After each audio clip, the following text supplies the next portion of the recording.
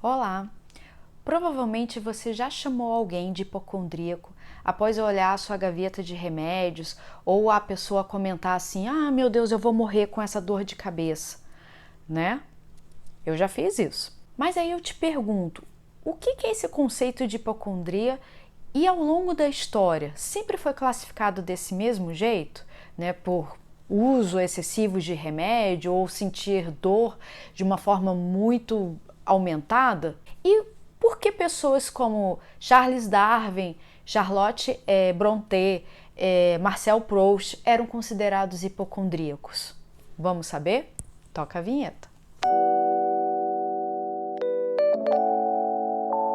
Olá, eu sou a Patrícia Iris e hoje eu vou trazer para vocês a impressão deste livro, Os Hipocondríacos, Vidas Atormentadas, escrita por Brian Dillon. O Dillon, ele é irlandês, nasceu em 1969 e ele compôs esse livro escrevendo sobre 10 personalidades. A grande maioria é do meio artístico, mas temos também pessoas aqui que foram biólogos, enfermeiros, juristas, juízes. Esse livro aqui, ele tem em torno de 328 páginas. Ele foi lançado em 2009 e aqui no Brasil foi lançado em 2011, sendo essa única edição. Na verdade, quando eu comprei esse livro, foi por causa da capa, que eu achei bem interessante, me chamou muita atenção, ainda mais aqui com figuras de personalidades conhecidas, e que eu queria saber um pouquinho mais sobre o que estava querendo dizer sobre os hipocondríacos. Na verdade, esse livro aqui, ele pode ser considerado como uma biografia dessas 10 personalidades, voltada aí um pouco mais para a sua área de saúde, mas não se remetendo apenas a isso. Conta um pouquinho do seu dia a dia, de como que elas viviam e como que elas conviviam com outras pessoas e com suas doenças. O Brian Dillon, o escritor, ele se baseou para poder elaborar esse livro a partir de cartas, diários, notícias de jornal, de todas essas personalidades.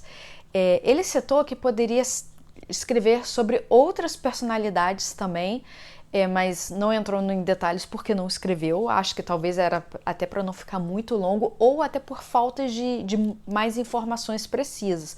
Que ele citou personalidades como Edgar Allan Poe, Dostoiévski, James Joyce, Samuel Beckett. Todas essas pessoas, essas personalidades poderiam entrar aqui na lista dos hipocondríacos. Qual que é a essência desse livro?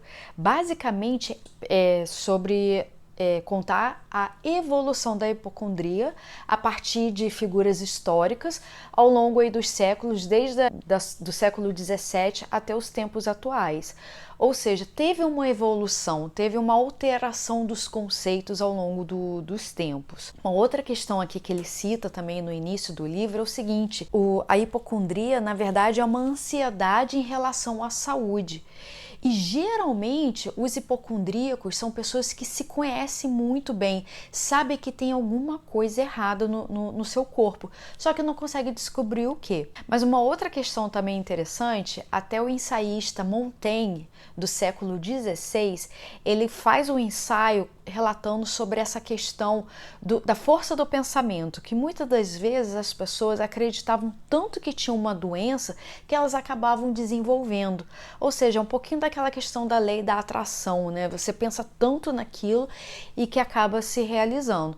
E é interessante que ele conta isso no século XVI, né? Uma outra passagem também interessante no início do livro é que o autor, o Brian Dillon, ele relata o seguinte, que geralmente crianças que crescem nesse meio mais mórbido, por exemplo, o pai que trabalha numa funerária, ou que mora próximo de um cemitério, ou seja, que vive um pouco esse conceito da morte, geralmente essas crianças desenvolvem essas questões hipocondríacas. Elas acreditam que um resfriado já vai se tornar aí numa pneumonia ou uma tosse vai ser uma tuberculose. E aí isso me fez lembrar muito daquele filme Meu Primeiro Amor, que tinha o Macaulay Culkin no filme, é de 1991. talvez aqui muitos não tenham assistido, né? Mas quem é da década de 80, talvez até 90, tenha assistido esse filme. Esse filme me marcou, ele foi assim a base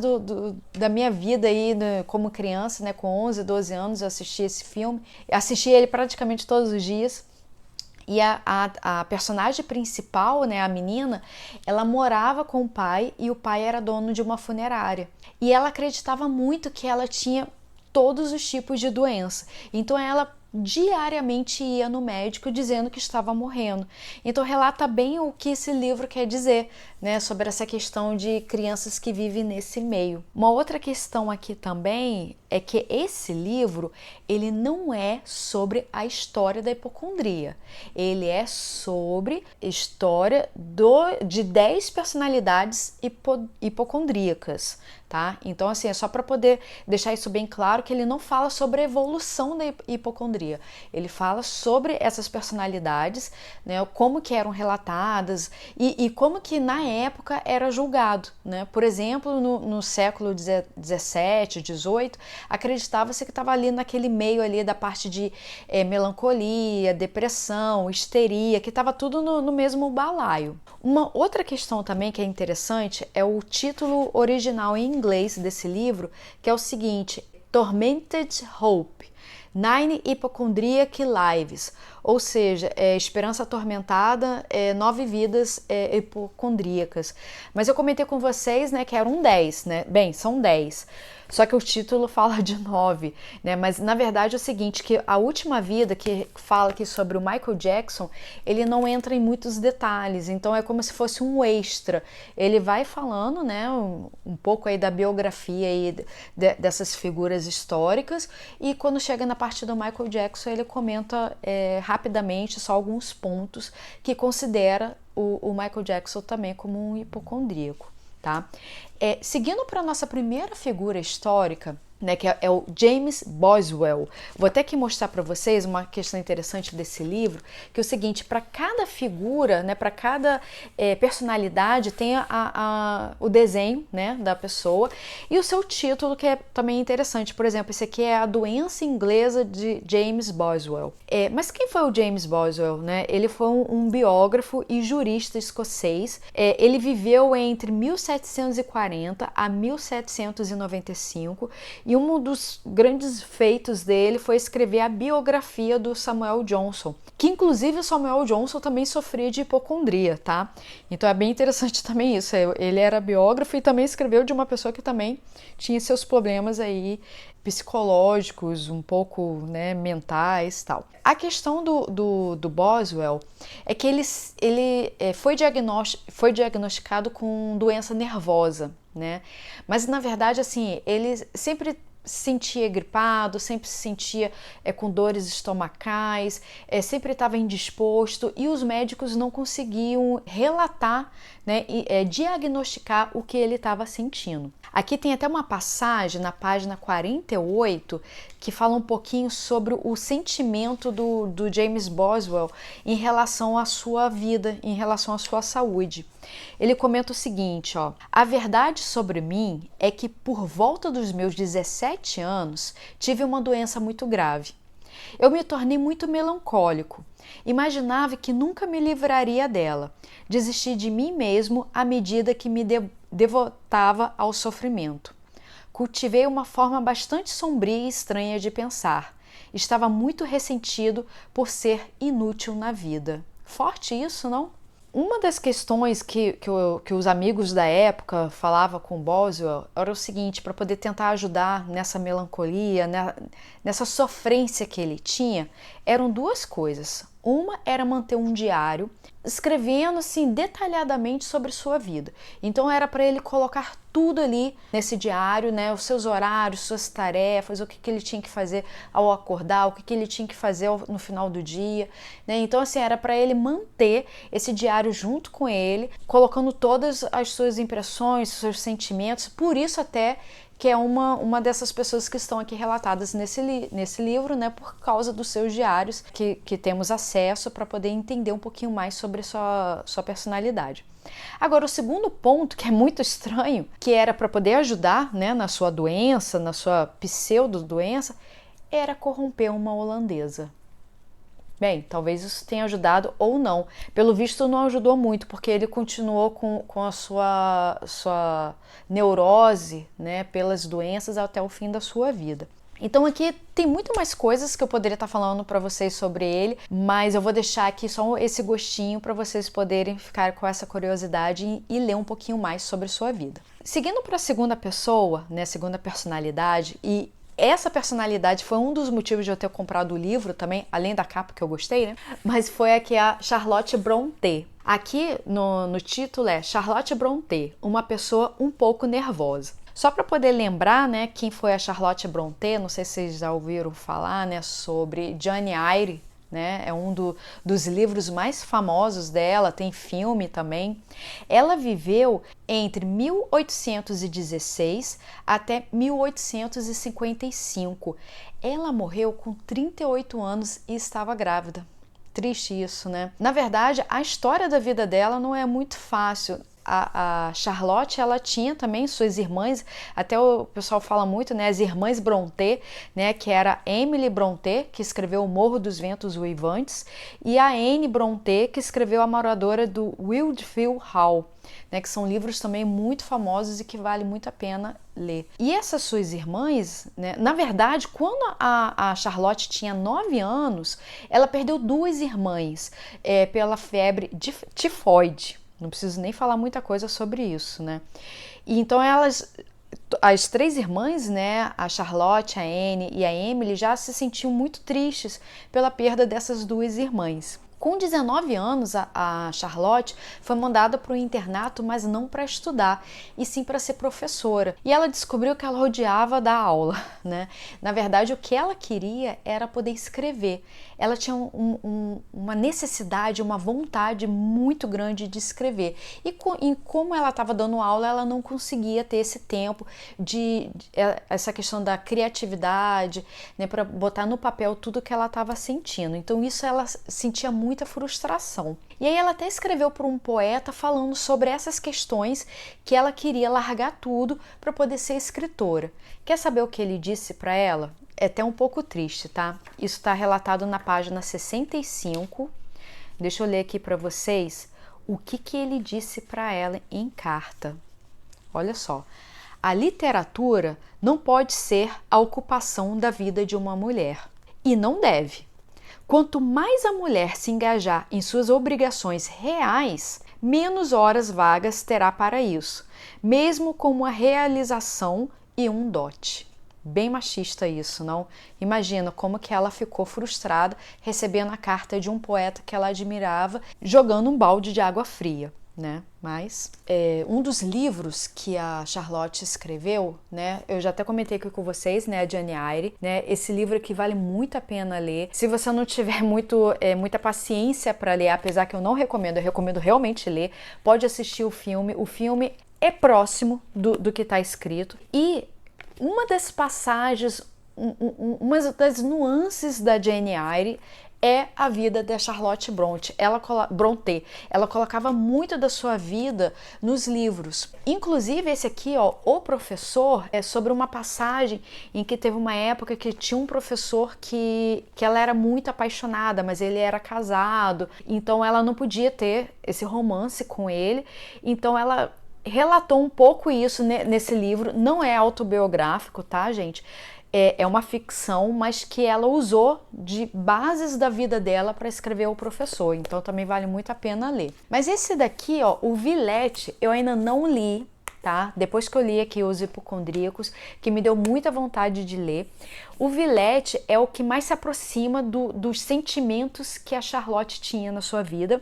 E também relata um pouco sobre essa questão da hipocondria, né? Então, eu tô com muita vontade de ler esse livro para poder entender um pouquinho mais até os sentimentos da Charlotte Brontë. Então fica as dicas aí desses livros. Na verdade, depois que as suas irmãs, né, a Emily e a Anne, morreram, a Charlotte ela teve uma depressão profunda e sentia muitas dores de cabeça, não tinha vontade mais de sair de casa, então ela meio que foi definhando. E aí no final da sua vida, ela se relacionou com uma pessoa, casou e engravidou, mas infelizmente ela não resistiu e alguns biógrafos dizem que ela morreu, né, ou de tuberculose ou de febre tifoide, ou seja, a família dela toda aí teve muitos problemas de doença, mas deixaram aí obras para toda a eternidade, né? Então seus nomes vão ficar aí na história para a gente. Seguindo um pouquinho para a próxima personalidade aqui do livro, é o nosso querido Charles Darwin. Ele escreveu aqui o título, né? Sobre a expressão da emoção de Charles Darwin. Acredito que muitos de vocês devem saber que ele escreveu, né, A Origem das Espécies, e A Origem das Espécies foi escrita baseado em uma viagem que o Charles Darwin fez num navio chamado Beagle. Ele passou 5 anos nesse navio e explorou aí diversas costas do planeta Terra, né? Inclusive visitou aqui no Brasil e foi relatando, né, plantas, formações rochosas, insetos. Foi tudo relatando aí nos seus diários e depois disso ele conseguiu desenvolver essa teoria aí da evolução das espécies. É outra dica também muito boa aí para poder ler, mesmo você não sendo um biólogo, vale a pena também conhecer esse livro. Uma questão que eu achei muito bizarra que está escrito aqui no livro é que foi enquanto o Charles Darwin estava aqui no Brasil, por volta de 1832, ele viu que as pessoas aqui tratavam ossos quebrados, né, principalmente braços e pernas, fazendo sabe como? Pegava 2 filhotes de cachorro, matava os filhotes, cortava no meio e engessava o braço ou a perna quebrada com esses filhotes. Olha que coisa bizarra, tinha que ser aqui no Brasil? Enfim, depois que o Darwin voltou dessa expedição, ele ficou muito recluso, quase que não saía de casa, ele seguia uma rotina muito certinha de horários também, né, para trabalhar, para ler, interagia muito pouco com a sua família e sentia muitas dores no corpo, dores de cabeça, sentia náuseas, e isso ele relata que desde criança ele era assim, só que piorou depois aí do seu retorno da viagem aí pelo Beagle, né, pelo navio Beagle. E alguns biógrafos dizem que, na verdade, uma dessas viagens que ele relata que ele foi picado por um inseto grande preto, né? Alguns biógrafos acreditam que ele contraiu aí a doença de Chagas e foi assim que ele morreu. Mas na época não se sabia, então os médicos não conseguiram relatar o que ele tinha. E aí, como não conseguia descobrir qual era a doença que ele tinha, diziam que ele, na verdade, era uma hipocondria, né? Que era a desconfiança de alguma doença, né? Sentindo dores aí pelo seu corpo. Seguindo aqui agora para a próxima personalidade aqui do livro, que também é magnífica, é a Florence Nightingale. Ela foi enfermeira e um dos seus principais trabalhos foi aí durante a Guerra da Crimeia, onde ela, assim, observou, né, por até dados estatísticos que ela levantou, inclusive tem até gráficos famosos que a gente usa até hoje, que foi desenvolvidos por ela, e ela percebeu muito que a questão da higiene estava matando muitas pessoas. E com isso, com poucos cuidados de higiene, ela conseguiu reduzir aí de 42% de mortalidade para 2%. Então ela fez um feito aí muito grande durante aí a Guerra da Crimeia. A Nightingale, ela nasceu em 1820 e veio a falecer em 1910. Então ela viveu aí com 90 anos, né, durante 90 anos. Mas durante a Guerra da Crimeia, ela era uma enfermeira muito ativa, ajudava todos os pacientes e fazia o do seu melhor. Mas depois, quando ela voltou, ela também se sentiu muito desanimada, muito melancólica, dificilmente ela conseguia sair da cama, ela era uma pessoa, assim, uma figura conhecida até pelos seus feitos, então as pessoas sabiam quem ela era e ela não queria aparecer, ela não queria falar com as pessoas, então ela passava uma boa parte aí do seu tempo reclusa. E uma outra questão também que acredita que ela teve era a questão do transtorno de estresse pós-traumático causado aí até pela questão da guerra, né?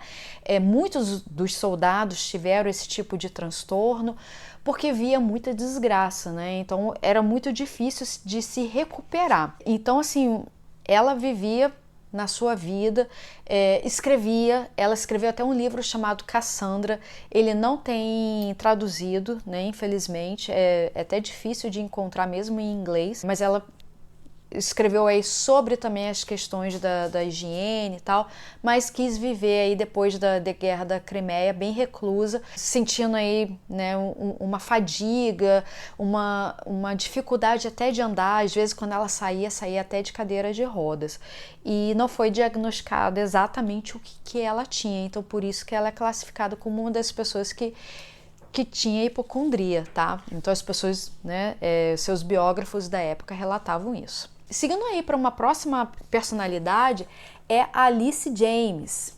Quem foi a Alice James? O título aqui é a Exaltação da Alice James. Na verdade, ela foi irmã do Henry James. Para quem não conhece o Henry James, ele escreveu livros como, por exemplo, A Volta do Parafuso. Esse livro aqui é muito interessante, que ele é um pouco de terror, né? Ele é muito bom ser lido aí no mês de outubro por causa do Halloween, mas se você tem um pouco de medo de fantasmas, eu não aconselho, mas eu acho que é legal você ler. E A Herdeira é um outro exemplo do livro do Henry James. Tem vários livros dele, né? Mas só para vocês saberem um pouquinho aí, se situar na história, quem era Alice James, que era irmã do Henry James, e também do William James, que era um grande filósofo e psicólogo. A Alice, na verdade, ela era viciada em opiniões médicas. Então, sempre quando ela podia, ela é um daqueles casos, né, que sempre estava tentando visitar algum médico que achava que tinha alguma doença. Ela sempre sentia muitos problemas, assim, de fadiga, de melancolia, e ela não conseguia entender o que ela tinha. Na verdade, até em uma das crises que ela teve, em 1878, ela pediu a permissão ao pai de tirar sua vida. E o pai dela, sabendo do sofrimento que ela tinha, ele relatou dizendo que ele não podia proibi-la, já que era por um motivo nobre, que era acabar com a sua dor.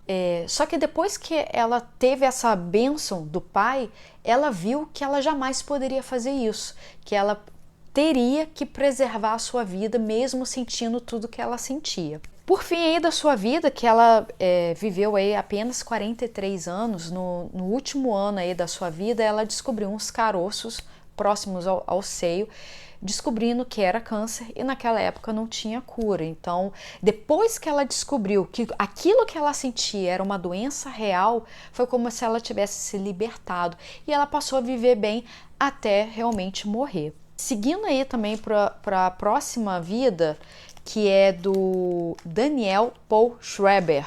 Vou mostrar aqui a fotinho dele para vocês.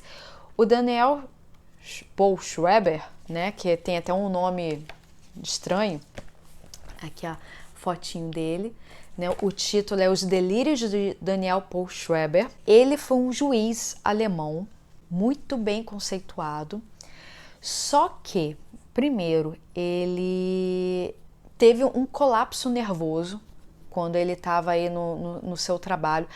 Antes disso, só para poder situar que época ele era, ele nasceu em 1842 e viveu até 1911.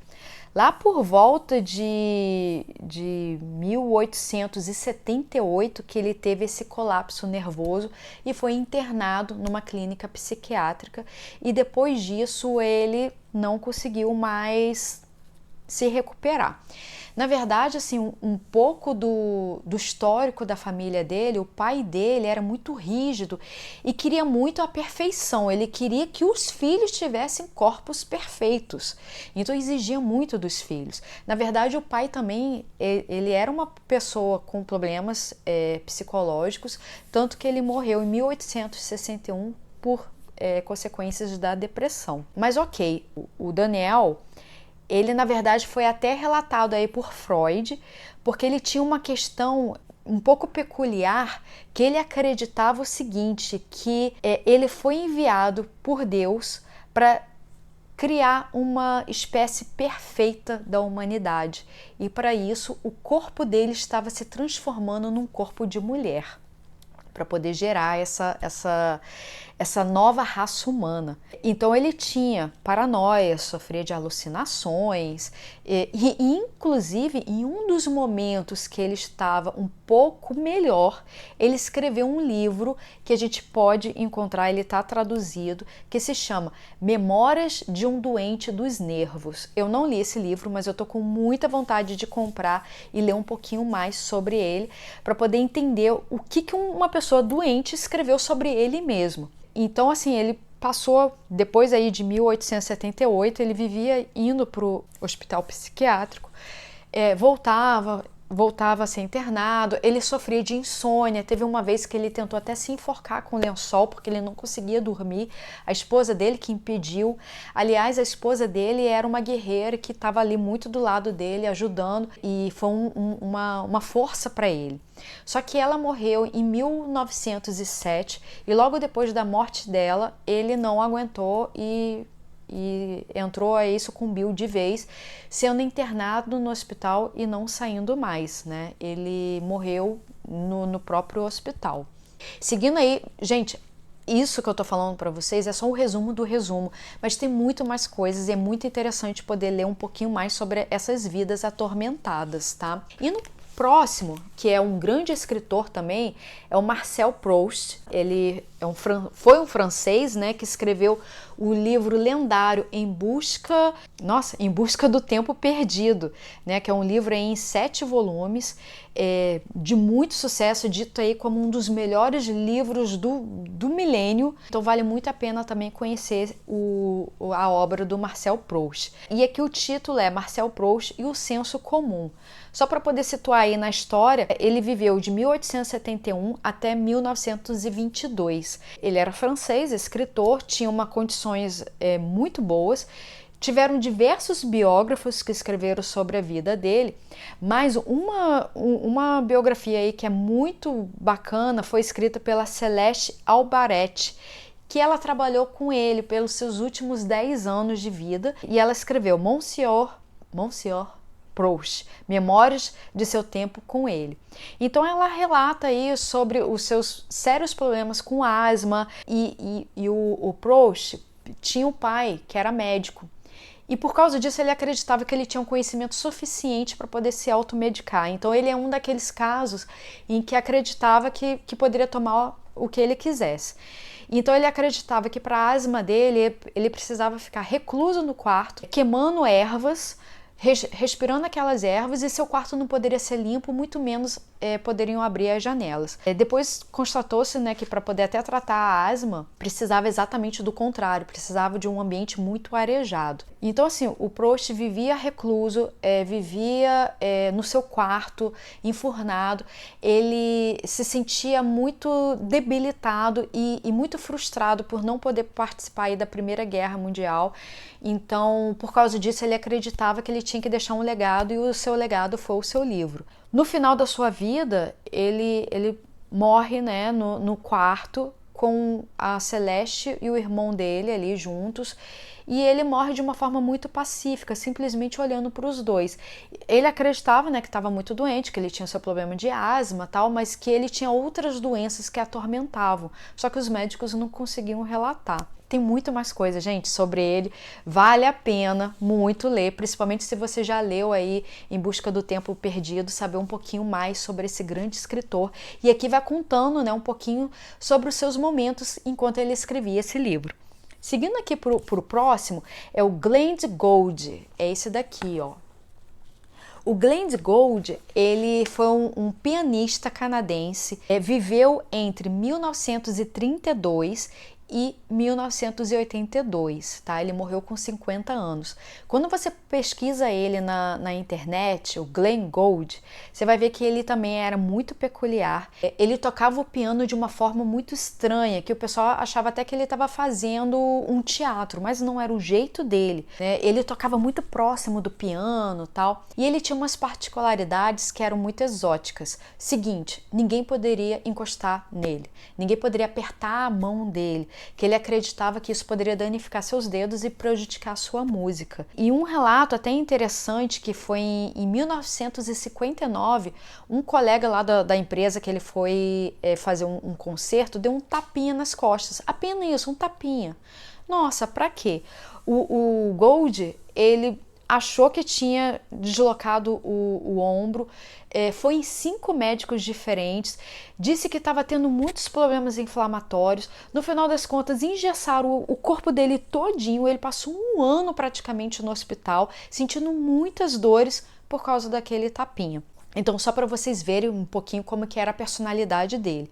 É claro que ele pediu até uma indenização de $300 mil por causa disso, mas no final das contas ele conseguiu fazer um acordo lá com a empresa que pagaram pelo menos os gastos médicos, que foi em torno de $9 mil. Então, assim, só para vocês saberem que ele vivia com 3 médicos, vivia assim, consultava com 3 médicos e cada médico não sabia do outro, porque ele não acreditava muito nas opiniões dos médicos. Então ele ia em um, depois consultava o outro e depois consultava o terceiro. Ele morreu aí por um problema de derrame severo aos 50 anos. Depois aí também, um outro fato também é que ele se automedicava, ele tomava remédios aí para dores de cabeça, hipertensão, gripes, gota, além de antibióticos. Então assim, não era muito aconselhável ficar tomando remédio sem um motivo, sem ter uma prescrição médica. Indo aí para o nosso penúltimo personalidade, esse daqui, gente, o Andy Warhol. O Andy Warhol, que aqui é A Doença Mágica de Andy Warhol. Se você quer saber sobre a cultura pop, você tem que procurar esse cara. Quer saber? Você vai lembrar, se você não sabe quem é ele, você vai lembrar de cara com a lembrança aquele quadro onde tem Marilyn Monroe pintada de várias cores. Ele que desenhou. Então, assim, é uma figura, né, muito conhecida aí como o precursor da cultura pop. Ele tinha uma forma também muito exótica, né, um cabelo platinado, que na verdade não era o cabelo dele, era uma peruca. E isso era um dos seus problemas também. Ele, além de ser muito debilitado, de sofrer muito aí de doenças desde quando era criança, ele teve febre reumática, ele teve que remover as amígdalas, era muito magrinho, tinha problemas de espinha, com 20 anos perdeu o seu cabelo, então ele se achava muito feio. E aí ele começou a usar a peruca e depois até ele começou a usar a peruca platinada. E é interessante que ele até comenta aqui, ó, na página 277 sobre essa questão de usar a peruca platinada, que dava um ar de mais velho. Vou mostrar aqui para vocês o que ele fala sobre isso. Decidi ficar grisalho para que ninguém soubesse a minha idade e eu parecesse mais novo a eles do que a idade que acharia que eu tivesse. Ganharia muita coisa ficando grisalha. Primeiro, teria problemas de velho, que seriam muito mais fáceis do que problemas de jovem. Segundo, todo mundo ficaria impressionado com quão jovem eu pareceria. E terceiro, eu me livraria da responsabilidade de agir como jovem. Poderia ocasionalmente me afundar em excentricidades ou sensibilidade e ninguém julgaria isso, devido aos meus cabelos grisalhos. Né? Interessante isso, né? Mas aí a questão toda, assim, que o Warhol, ele teve um problema também, que a mãe dele, quando ele tinha 16 anos, ela foi internada. Os médicos acreditavam que ela tinha um problema, não lembro agora exatamente o que era, mas que quando fizeram a cirurgia, tiraram toda a parte lá do intestino dela, sendo que ela teve que usar pro resto da vida uma bolsa de colostomia.